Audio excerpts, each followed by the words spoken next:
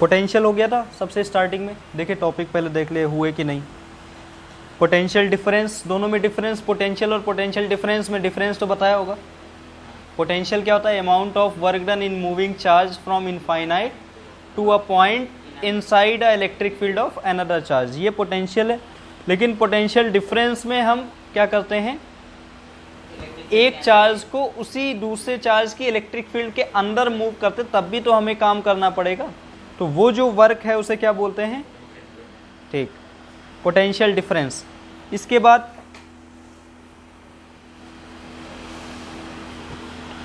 Electric potential due two point charge हमने करा दिया है। पहले वर्क फाइंड कराया था V बराबर W/Q में, मैंने W की वैल्यू रखी थी, याद है। उसके बाद dipole, potential due to dipole, axial equatorial करा दिया है। इक्विपोटेंशियल सरफेस हो गए हैं, अलग अलग चार्जेस की वजह से, डाइपोल की वजह से, पॉजिटिव चार्ज की वजह से हमने एक इक्विपोटेंशियल सरफेस भी बनाया था। Electrical potential energy of system of 2 point charge. अच्छा, 2 पॉइंट चार्ज होने पर हमने इलेक्ट्रिकल एनर्जी आपको अलग से नहीं डिराइव कराई, लेकिन डिराइव कराया है। कहाँ डिराइव कराया है? देखो, V बराबर जब आपने W बाई पोटेंशियल फाइंड किया था, W की वैल्यू फाइंड की थी, और W की वैल्यू कितनी आई थी याद करो, वहाँ पे इंटीग्रेट करके हमने निकाला था 1/4 pi epsilon not K Q not, अगर Q1 Q2 अपॉन दूरी उनकी कितनी है R स्क्वायर नहीं था, R था। तो यहाँ से ये क्या निकल के आया था? एनर्जी डिराइव कराई थी, तभी तो पोटेंशियल में रखा था। तो यही एनर्जी हमें potential energy between 2 charges, 2 charges के बीच में यही एनर्जी होती है। तो ये पॉइंट अभी अलग से नहीं कराया, लेकिन इसका डेरिवेशन हमने किसी पार्ट में कराया है, ठीक है। तो अभी हम करा देंगे इसको दोबारा से। उसके बाद electric field and electric potential, dipole of electrostatic field, ठीक है। Conductor, insulator. अच्छा, कंडक्टर और इंसुलेटर तो जानते होंगे, ये भी दिया है इस पे की टॉपिक, ये भी बता दीजिए। कंडक्टर क्या होते हैं? ऐसे सब्सटेंस जिनमें फ्री इलेक्ट्रॉन हो। फ्री इलेक्ट्रॉन मतलब इलेक्ट्रॉन क्या कर सके? मूव कर सके। कब मूव करते हैं इलेक्ट्रॉन? जब उनको क्या देते हैं? एनर्जी देते हैं। किस फॉर्म में एनर्जी दोगे? Potential energy. कैसे दोगे एनर्जी? हाथ से धक्का मारोगे? तो फिर पोलराइजेशन तो उसका है, कैपेसिटेंस का है, उनको एनर्जी कैसे दोगे? इलेक्ट्रिक फील्ड में रख के। चलो, इलेक्ट्रिक फील्ड कहां से लाओगे?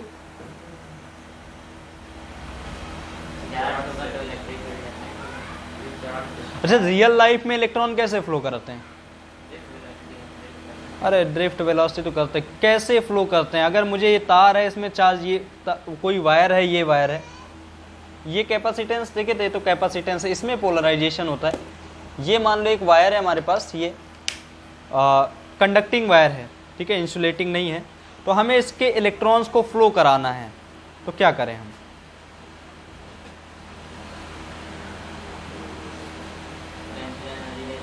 पोटेंशियल कैसे? वही तो कह रहे, पोटेंशियल एनर्जी देते हैं। कैसे देते हैं हम पोटेंशियल एनर्जी? गैस में इलेक्ट्रॉन नहीं फ्लो होते हैं, फ्लो होते हैं अंदर से। तो ये देखो, मेटेलिक चार्जर की पिन है, तो ये C केबल और ये USB ऑफ करो। तो बताओ भाई, इस अगर वायर पे हमें कंडक्शन करना है तो कैसे करें? एक्सटर्नल सोर्स लगा दे, ठीक है। और कैसे लगा दे एक्सटर्नल सोर्स? अरे इतना सिंपल क्वेश्चन है, वायर जोड़ दे। तो वायर जोड़ने से क्या हो जाएगा? कोई भी इलेक्ट्रॉन इस तरफ से इस तरफ क्यों जाएंगे? उनकी मर्जी, इधर से इधर क्यों जा रहे हैं? पॉजिटिव चार्ज अट्रैक्ट करेंगे, ठीक है, मान लो अट्रैक्ट कर रहे, तो कैसे अट्रैक्ट कराएंगे पॉजिटिव चार्ज? सिंपल सी बात, बैटरी लगा दो। एक्सटर्नल सोर्स किसे लगा दे? बैटरी लगा दो। अब बैटरी क्या करती है? बैटरी में ऐसा क्या होता है कि इनके चार्ज फ्लो करने लगते हैं? बैटरी में होता है पोटेंशियल डिफरेंस। क्या होता है? Potential difference. इधर का पोटेंशियल बहुत ज़्यादा पॉजिटिव और एक तरफ का पोटेंशियल निगेटिव, मतलब एक तरफ से इलेक्ट्रॉन धक्का दिए जा रहे हैं कि जाओ जाओ, रिपल्सिव एनर्जी, और दूसरी तरफ अट्रैक्टिव एनर्जी, आओ चले आओ। ठीक है, तो इस वजह से क्या इलेक्ट्रॉन जो है फ्लो करना शुरू हो जाते, और जैसे ही बैटरी का पोटेंशियल डिफरेंस खत्म, बैटरी डिस्चार्ज होती है जिसे आप बोलते हो, तो फिर इलेक्ट्रॉन चलना भी बंद कर देते, फिर नहीं चलते। हमेशा चला करते क्या बैटरी में? नहीं। तो ये पोटेंशियल डिफरेंस अलग अलग बैटरी आती हैं। जैसे जो ट्रक्स में होती हैं लेड की बैटरी यूज होती हैं ट्रक्स में, और मोबाइल में जो होती है लिथियम आयन बैटरी यूज होती है, पॉलीमर, लिथियम पॉलीमर ऐसे वाली बैटरी भी यूज होती हैं। अलग अलग सेल्स होती हैं। जैसे तुम जब फिजिक्स में पढ़ोगे तो 2 टाइप की सेल वैसे तुमने पढ़ी भी हैं, इसके बाद वाले चैप्टर में है, हमने तुम लोग को पहले पढ़ा है लेक्लांचे सेल और डैनियल सेल, जो इलेक्ट्रोकेमिकल सेल हैं। ठीक है, इलेक्ट्रोकेमिस्ट्री, केमिस्ट्री में भी पढ़ोगे तुम। ठीक है, तो वो भी पोटेंशियल डिफरेंस प्रोवाइड करती हैं। इसमें कितना पोटेंशियल है, इसमें कितना पोटेंशियल, एक में प्लस एक में माइनस, तो चार्जेस फ्लो होना शुरू हो जाते हैं, बस इतना सा रहता है। जो मोबाइल की बैटरी है उसमें लिथियम, ये मेन जो गेम होता है वो आयंस का होता है। किसका होता है? आयंस। तुम्हें क्या लगता है कि केवल इलेक्ट्रॉन की वजह से करंट फ्लो होती है? नहीं, मेन जो होते हैं वो इलेक्ट्रॉन और आयंस होते हैं। आयंस भी चार्ज पार्टिकल हैं, तो आयंस की वजह से भी क्या होती है? करंट फ्लो करती है। ठीक है, यहाँ तक कोई दिक्कत? तो कंडक्टर और इंसुलेटर में क्या बता ले जाओगे भाई? देखो, कंडक्टर इंसुलेटर मैंने यहीं पे बता दिया तुम्हें। कंडक्टर क्या होता है? एक ऐसे मटेरियल जिसमें फ्री इलेक्ट्रॉन होते हैं and having ability to conduct electricity. Example, best conductor कौन है? Silver. Silver is the best conductor. और इसकी रेजिस्टिविटी एक बार देख लेना थोड़ा नॉलेज के लिए। उसके बाद इंसुलेटर क्या होते हैं? ऐसे सब्सटेंस जिसमें फ्री इलेक्ट्रॉन नहीं होते। ऐसा नहीं इलेक्ट्रॉन नहीं होते, फ्री इलेक्ट्रॉन नहीं होते। और देखो एक चीज़ और, थोड़ा अगर अच्छे लेवल पे जाएं तो तुम्हें क्या लगता है एयर में इलेक्ट्रिसिटी कंडक्ट नहीं हो पाएगी? हवा में इलेक्ट्रिसिटी कंडक्ट हो सकती है? प्रेशर नहीं, नॉर्मल हम कह रहे हैं, ऐसे जहाँ बैठे हैं, क्या एयर में कंडक्शन हो सकता है? लाइटनिंग होती है, बहुत बढ़िया, लाइटनिंग तो होती है ना। फिर तो ये नॉर्मल वायर्स में एयर में कंडक्शन क्यों नहीं होता? ये तार जुड़े हुए हैं, इनमें कंडक्शन नहीं होता। चार्ज बाउंड होते मतलब पकड़े रहता है कोई? अच्छा, तो मतलब वायर अगर इंसुलेटिंग ना हो तो हवा में कंडक्शन हो सकता है। एक बार ट्राई करो, कभी नहीं होगा हमारे अकॉर्डिंग तो मुनी। यहाँ ये जो वायर लगा हुआ है बहुत सारे कहीं कहीं कटे हैं, कभी तुम्हें करंट लगा हवा में? छुओगे तो लगेगा ही, तो ये उसका नहीं मेन रीज़न है। तो वायर अगर कटा है या फिर ओपन वायर है या क्लोज वायर है, उससे कोई मतलब नहीं है। फिर हवा में कंडक्शन कैसे कराएं?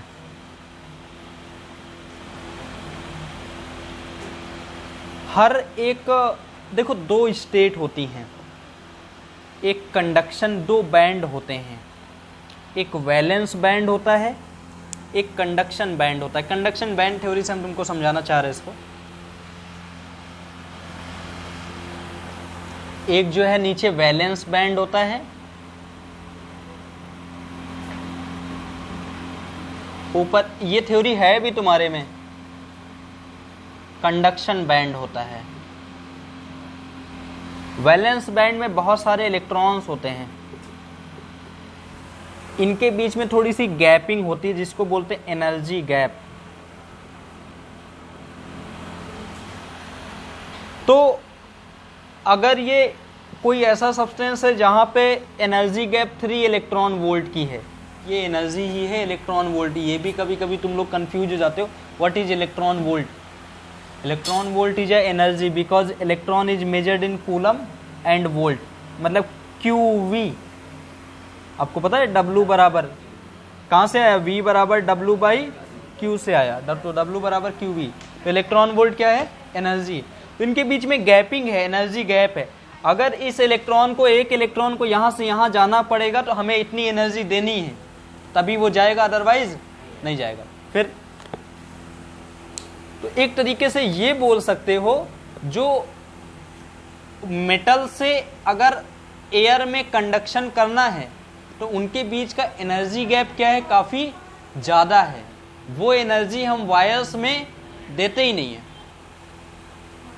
आ रही बात समझ में? तो वो एनर्जी कहाँ देते हैं? वो एनर्जी हमें देखने को मिलती है लाइटनिंग में। कहाँ देखने को मिलती है? लाइटनिंग में। ये बताओ बेटा, हॉटस्पॉट ऑन है? कहाँ है? ऑन है इसका हॉटस्पॉट? तुम्हें हम एक जगह पे और दिखाते हैं जहाँ पे एयर पे कंडक्शन होता है। तो एयर पे कंडक्शन देखो, एनर्जी गैप बहुत ज़्यादा है, तो एयर पे कंडक्शन, एनर्जी गैप को अगर हमने फुलफिल कर दिया, मतलब यहाँ से यहाँ तक अगर इलेक्ट्रॉन को कंडक्ट होना है तो हमें इक्वल्स टू 3 इलेक्ट्रॉन वोल्ट की एनर्जी चाहिए। इससे कम देंगे तो कंडक्ट करेगा? नहीं करेगा। इससे ज़्यादा देंगे तो करेगा। तो वायर से एयर में आने में जो एनर्जी गैप है वो काफ़ी ज़्यादा होता है, और उतना हम देते ही नहीं है उसको, उतना उन वायर्स में एनर्जी देते ही नहीं है कि इलेक्ट्रॉन कंडक्ट करें। तो देखते कहाँ है? कहीं पे हमने देखा है क्या कि एयर में कंडक्शन? बिल्कुल देखा है हमने। अगर आपसे बोले कि लाइटनिंग इफेक्ट, हवा में ही तो इलेक्ट्रिसिटी कंडक्ट होती है, कहीं पे बिजली गिरते हुए आपने देखा, भले ना हो, बहुत स्ट्रॉन्ग एनर्जी वो पोटेंशियल होता है। इंसान के ऊपर गिर जाए तो बच तो जाता है एटलीस्ट, मगर उसकी हालत बुरी, पैरालाइज हो जाता है, ऐसे टाइप का। ठीक। अगर दूसरा एग्जांपल हम तुमसे बोले तो टेस्ला कॉइल। टेस्ला कॉइल हम आपको दिखाना चाहते हैं, रुको देखते हैं अगर मिल जाता है। तो टेस्ला कॉइल,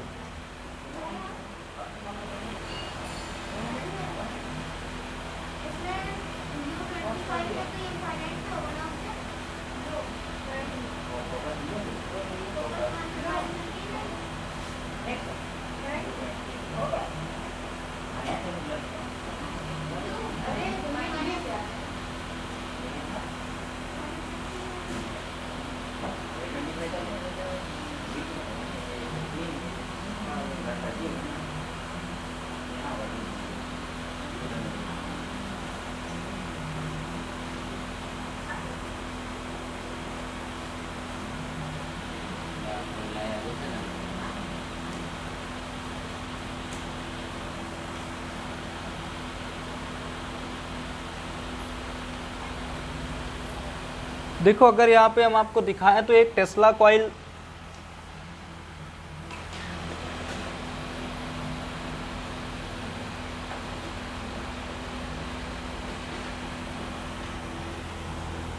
किसी दिन होगा तो हम आपको एक आधा वीडियो दिखा देंगे, लेकिन वीडियो पे पता है दिक्कत ये आ जाएगी, अगर किसी यूट्यूब से लेके आएंगे तो कॉपीराइट आएगा। तो अभी ऐसे ही समझे, कॉपीराइट आने से दिक्कत हो जाएगी, क्योंकि वीडियो यूट्यूब पे भी जाता है ना। तो यूट्यूब पे अगर आप किसी दूसरे का वीडियो लेके आओगे तो कॉपीराइट बनेगा। ये देखो, बहुत आप बना सकते हो normal Tesla coil, high potential होता है, हाई पोटेंशियल। अच्छा, पोटेंशियल से तुम लोग क्या समझते हो? पोटेंशियल कोई कुछ है नहीं, potential is just energy. Potential क्या है? एनर्जी। आज के बाद कभी भी अगर पोटेंशियल की बात करेंगे तो आपके माइंड में तुरंत क्या क्लिक होना चाहिए? एनर्जी। तो ये काफी ज्यादा पोटेंशियल दिया जाता है, इसको क्या दिया जाता है? काफी ज्यादा potential, high potential. High potential का मतलब हम इसको क्या दे रहे हैं? हाई एनर्जी दे रहे हैं। हाई एनर्जी दे रहे हैं मतलब एनर्जी गैप जो है उनके बीच में मान लो 3 इलेक्ट्रॉन वोल्ट का है, तो हम उससे ज्यादा एनर्जी दे रहे हैं, 4 इलेक्ट्रॉन वोल्ट। तो कंडक्शन होगा कि नहीं होगा? मान लो एयर का एनर्जी गैप मुझे याद नहीं कितना है, अभी देख लेते हैं एनर्जी गैप ऑफ एयर। ठीक है, एयर एंड मेटल के बीच में एनर्जी गैप कितना होता है वो भी चेक करते हैं। ठीक है, तो ये इस पे बहुत ज़्यादा एनर्जी होती है। तो यहाँ पे देखो, ये जितना भी ये फ्लो हो रहा है, ये किस में हो रहा है? एयर में कंडक्शन हो रहा है। एक तरह से लाइटनिंग इफेक्ट ही दिख रहा है आपको। ठीक है, और कुछ कहाँ पे आप इसको रियल लाइफ में देख पाते हैं? अब कुछ डांस होते हैं, उनमें भी एक शो ऑफ के लिए एक बड़ा सा टेस्ला कॉइल बनाते हैं।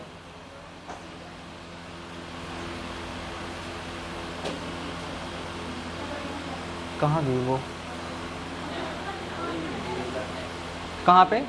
हाँ, मूवीज में मिल जाता है। ये देखो यहाँ पे अगर टेस्ला कॉइल पे एक और खासियत, तुम्हें अगर बल्ब जलाना है टेस्ला कॉइल में, तुम्हें लगाने की जरूरत ही नहीं प्लग में, हवा में रख दो जलने लगेगा तुरंत। ये देखो, ये एक ऐसे बताया गया है, लेकिन ये रियलिटी है कि टेस्ला कॉइल के बगल में या आसपास आपने बल्ब रखा तो वो जलने लगेगा।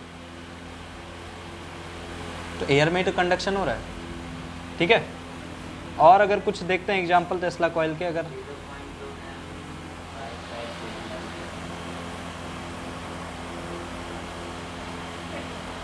टेस्ला कॉइल एंड बल्ब देखते हैं, अगर हम सर्च करते हैं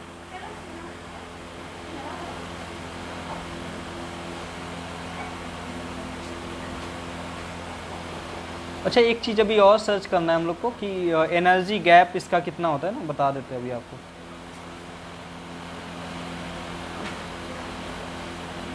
टेस्ला कॉइल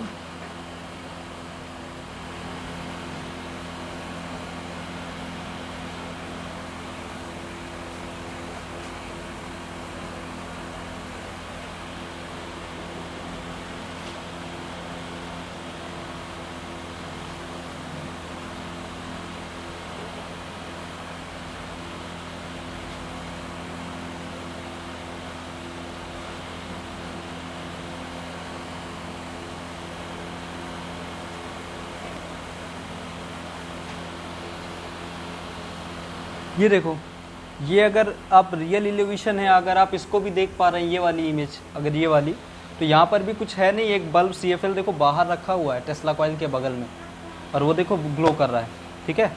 और यहाँ पे भी देखो ये वाला भी बल्ब, इस पर कोई होल्डर और कोई कनेक्शन नहीं रहता, और यहाँ पर भी देखो इस जगह पर भी, ठीक है, इस जगह पर। और नहीं करेंगे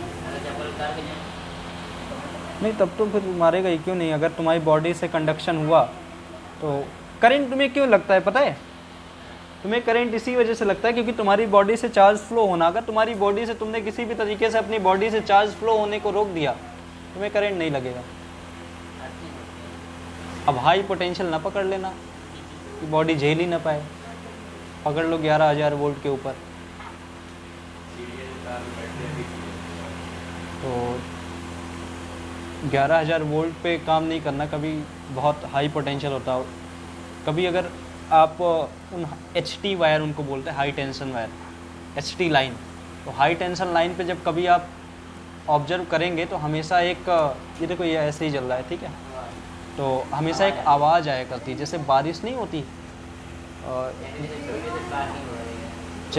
ऐसे आवाज़ आती, जैसे स्पार्किंग हुआ करती है ना, तो HT वायर जब लाखों पोटेंशियल हम ट्रांसफ़र करते हैं तो वहाँ पे ऐसी वो भी आवाज़ करती है, लेकिन वो बहुत ध्यान से सुनोगे तब आपको समझ में आएगा। वो तो 22-24 हज़ार पे ही काम करता है रेलवे, वो 11,000 के आसपास है, तो वो 11,000 के आसपास है। रेलवे जो नॉर्मल आप स्ट्रीट में पिलर देखते हो जो 3 वायर होते हैं, वो 11,000 के आसपास होते हैं। जो आप HT लाइन होती है वो इस टाइप की होती है, उसमें बहुत ज़्यादा पोटेंशियल, लाखों में पोटेंशियल होता है। HT लाइन अगर आपको दिखाएं हम, कहाँ गया,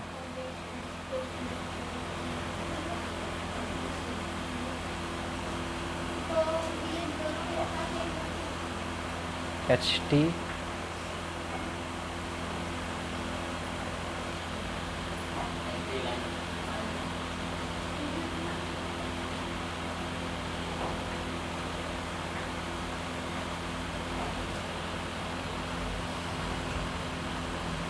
ये देखो एक चीज़ ये लिखा हुआ है, HT is a high tension and LT is a low tension. आपके घर पे जो ये नॉर्मल पिलर लगे आपके घर के सामने, वो कौन सी लाइन है? LT लाइन है, लो टेंशन लाइन, उसमें ज़्यादा अप टू 400 वोल्ट। समरसेबल में भी ऐसे ही यूज होता है 400 वोल्ट के आसपास, ठीक है।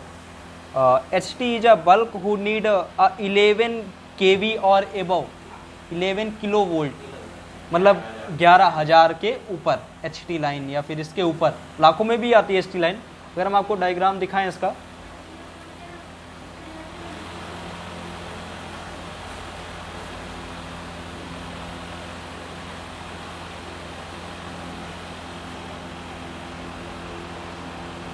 ये वायर इस तरह के आप पिलर्स देखिए, इस तरह के पिलर्स, ये होती है HT लाइन, ठीक है। इसमें बहुत ज़्यादा होता है रेंज। आज थोड़ा ऐसे बस इंटरेस्टिंग कुछ टॉपिक्स है वो हम बता दे रहे हैं।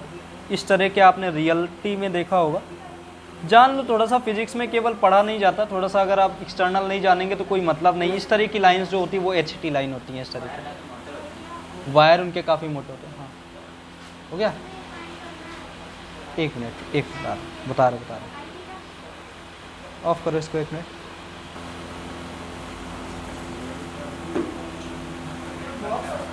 है ना, ये वाले अगर आप इस तरह के वायर्स पिलर्स देखेंगे, ये HT लाइन होती है, ठीक है। इनमें बहुत ज़्यादा, अच्छा ज़्यादा पोटेंशियल क्यों लेके जाते, कम पोटेंशियल लेके चले जाएं। अच्छा बहुत सारे, तो करंट बढ़ा दें।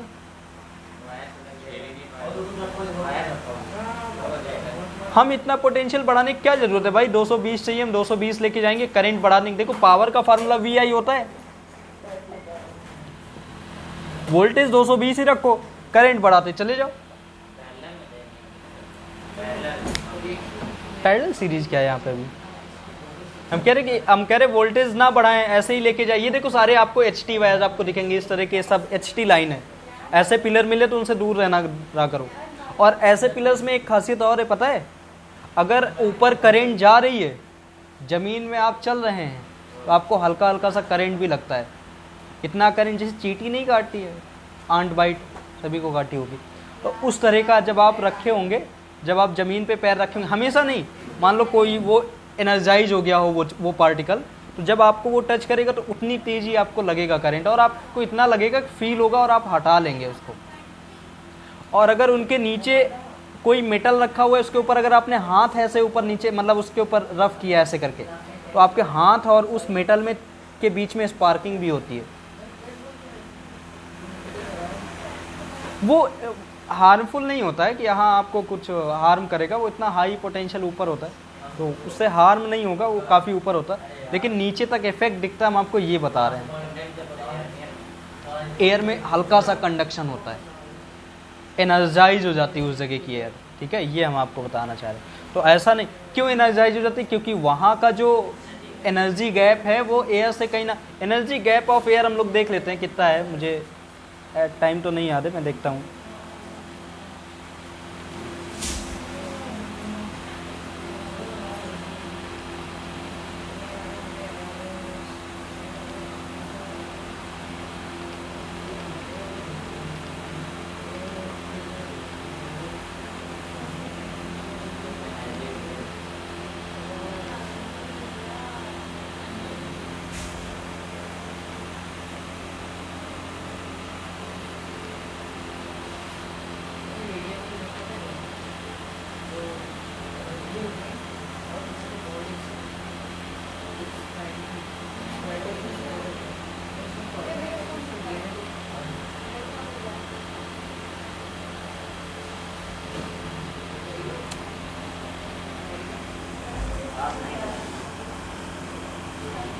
ये भी अंग्रेजी समझने लगा क्या?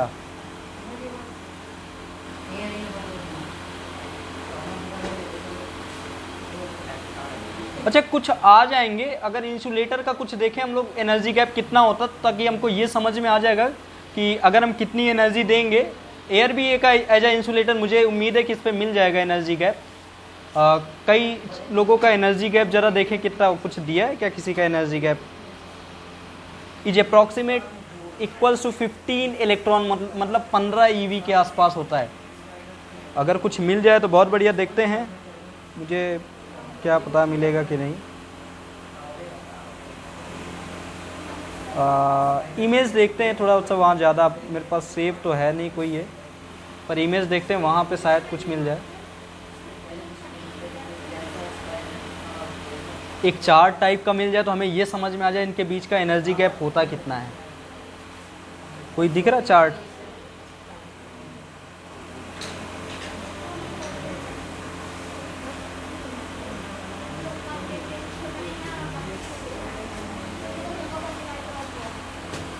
ये तो पता चल गया कितना ऑर्डर का होता है, 10 to power minus 10 to power 15 है ना इलेक्ट्रॉन वोल्ट, वो सॉरी 10 टू पावर नहीं 15 EV के आस।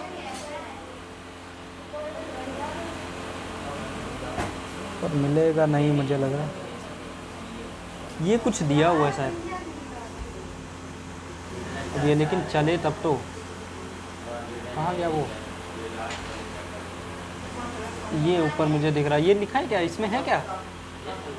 हाँ ऊपर तो लिखा है, ये क्या लिखा था? Energy gap from semi conductor लिखा हुआ है शायद। Classification of solid in term of formatter. उम्मीद नहीं है कुछ आएगा, चलो देख लेते हैं।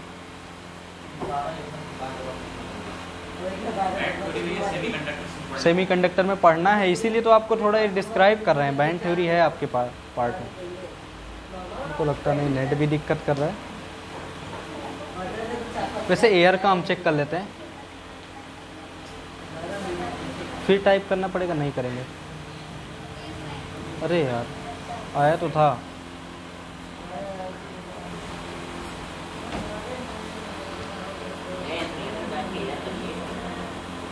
अरे 2-4 के पता चल जाएंगे फिर। हम भी यही चाह रहे हैं कि हमें भी थोड़ा सा, वैसे रिटन ये नॉलेज याद नहीं, आपके पेपर पॉइंट ऑफ व्यू से याद करने की ज़रूरत नहीं है। रुक जाओ, इंसुलेटर चल रहा है ना। चलो देखो, जो अभी हम देखते हैं वो एनर्जी गैप कितना होता है। यहाँ पे एक पॉइंट ये आ गया तो मुझे दिख गया, जो कंडक्टर का जो रजिस्टिविटी होता है वो लगभग इस ऑर्डर में होता है, 10⁻⁻6 से 10⁻⁻8 की ऑर्डर समझते हो, मतलब इसी रेंज में पाए जाते हैं। 10⁻1 और इसमें नहीं पाए जाएंगे, ठीक है। जो सेमी कंडक्टर होता है वो उनका जो रजिस्टिविटी, कंडक्टर का रजिस्टिविटी कम होता है ना, तो ये कम है। उसके बाद देखो 10⁻4 से 0.5 तक। इंसुलेटर का ज़्यादा होता है, देखो 10⁻7 से 10⁻, ऐसे क्लासिफिकेशन किया गया है। और रजिस्टिविटी का उल्टा कंडक्टिविटी, तो ये 10⁻6 था तो रेसिप्रोकल कर दिया, चलने दो।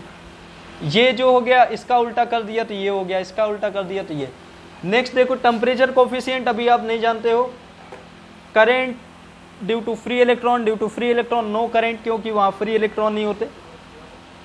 यहाँ पे देखो फॉरबिडन एनर्जी गैप, जो कंडक्टर का होता है 0 इलेक्ट्रॉन वोल्ट, मतलब उनको थोड़ी सी भी एनर्जी लगभग तुम दोगे भी नहीं, हल्की सी दोगे तभी तो फ्लो करेंगे, मगर हाँ बहुत नेग्लेजिबल भी दोगे तब भी वो इलेक्ट्रॉन फ्लो होना शुरू हो जाएंगे।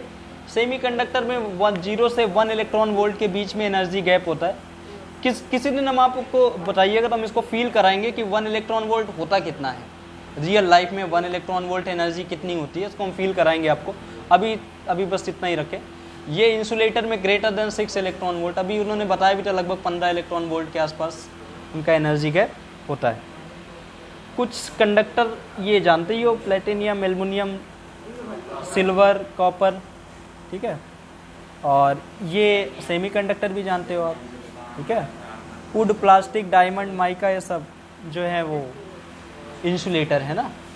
तो हम एनर्जी गैप बात कर रहे थे, एक मिल जाए तो रुको। अब ये मुझे लगता नहीं यहाँ पे मिलेगा, अब हम डायरेक्ट यहीं पे सर्च कर लेते हैं।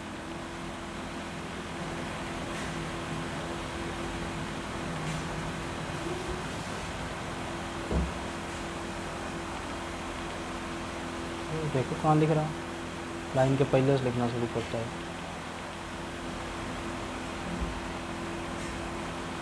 कहाँ गया?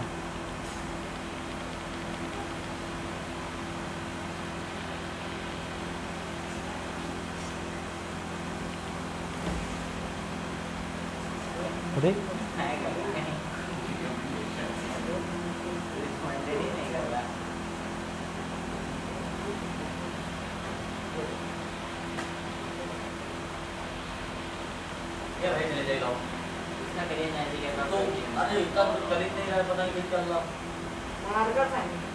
कॉपी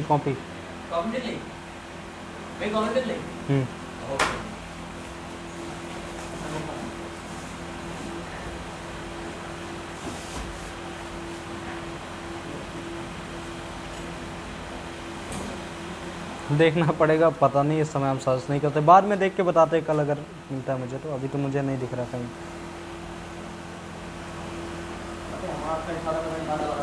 चलो इसको भी देखते हैं फिर, कल हम बताते हैं, कल मुझसे पूछ लेना। अभी तो ये हो गया कंडक्शन और इंसुलेटर, इसमें टॉपिक था इसलिए इतना डीप डिस्क्रिप्शन किया इसका। और वो मुझे लगता है टेबल आप लिख लो अगर तो ज़्यादा बढ़िया रहता है। अभी आप उस समय जब वीडियो देखिएगा तो पॉज करके लिख लीजिएगा। और free charges bound charge inside a conductor, ठीक है, फ्री चार्ज तो होते हैं। Dielectric and electrical polarisation भी बता दिया।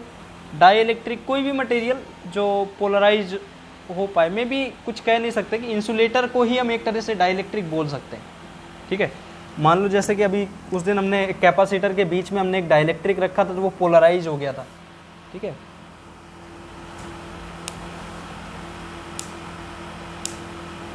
Dielectric and polarisation, capacitor and capacitance हो गया। कैपेसिटर इज अ डिवाइस, अलग अलग टाइप की डिवाइस होती हैं, है ना। पैरेलल प्लेट कैपेसिटर, स्फेरिकल और सिलेंड्रिकल, बताइए ना तीनों।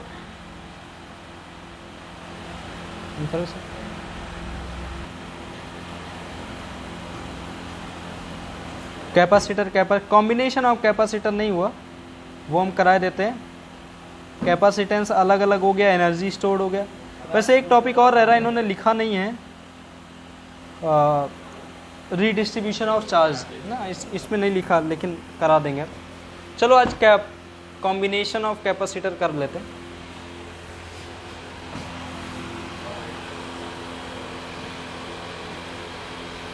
कॉम्बिनेशन ऑफ कैपेसिटर, हेडिंग लिखो।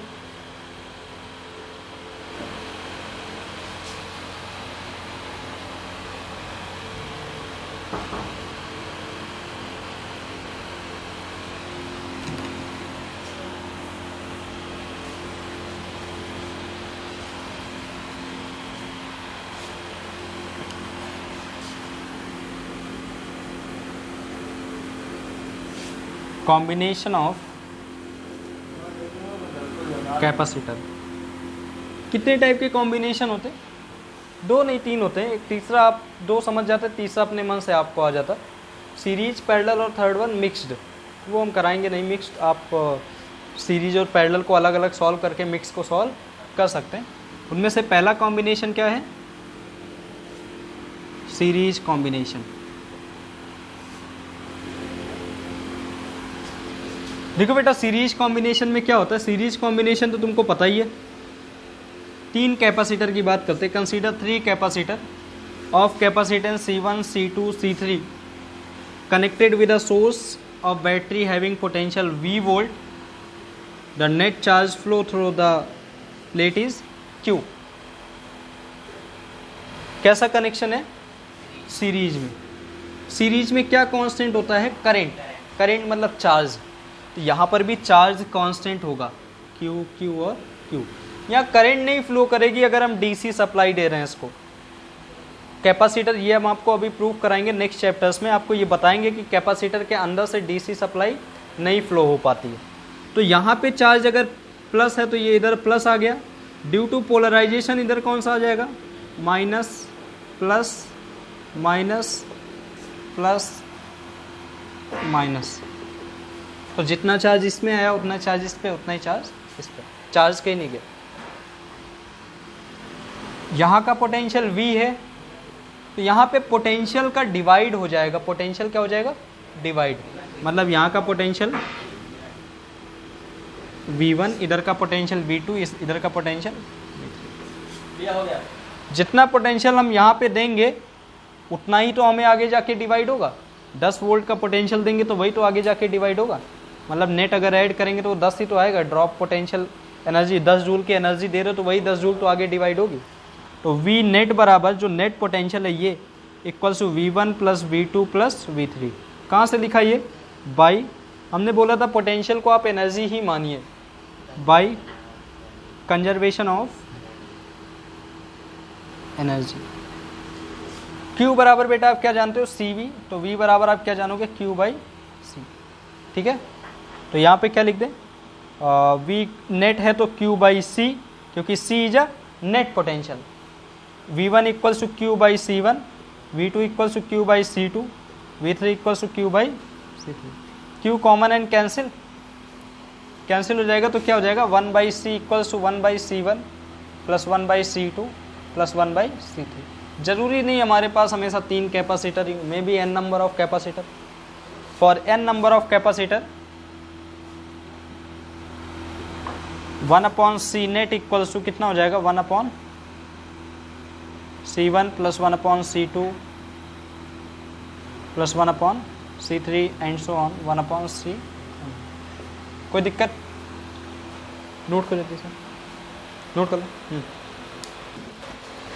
हो गया ये।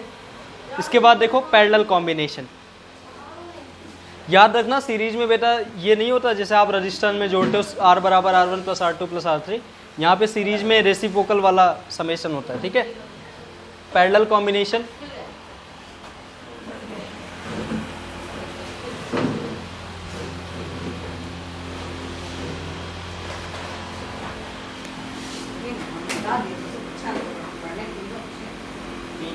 देखो, parallel combination consider 3 capacitor. 3 capacitor के लिए हम बात करते हैं पहले, बाकी बाद में हो जाएंगे। और capacitor connected with a battery having potential V volt. तो पैरेलल है तो पोटेंशियल सेम रहेगा। चार्ज यहाँ से क्यों निकल रहा तो कुछ चार्ज ऊपर चला जाएगा according to their capacitance C1 C2 C3। अगर इधर चार्ज कितना है Q1, इधर चार्ज कितना गया Q2, इधर चार्ज कितना गया Q। जितना by the conservation of charge, जितना चार्ज यहाँ से जाएगा आगे जाके वही तो डिवाइड होगा, अपने मन से तो आ नहीं जाएगा। तो by conservation of energy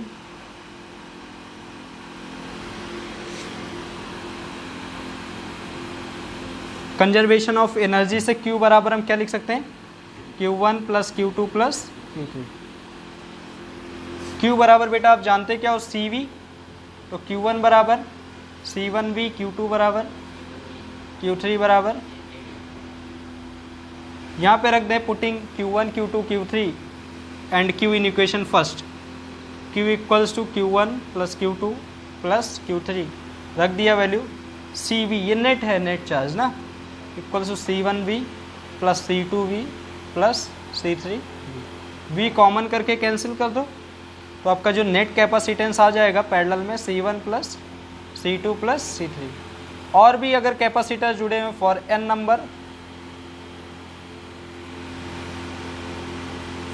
number of capacitor, C बराबर कितना आ जाएगा C1 plus C2 and so on C। कोई दिक्कत? ठीक है, नोट कर लो इतना।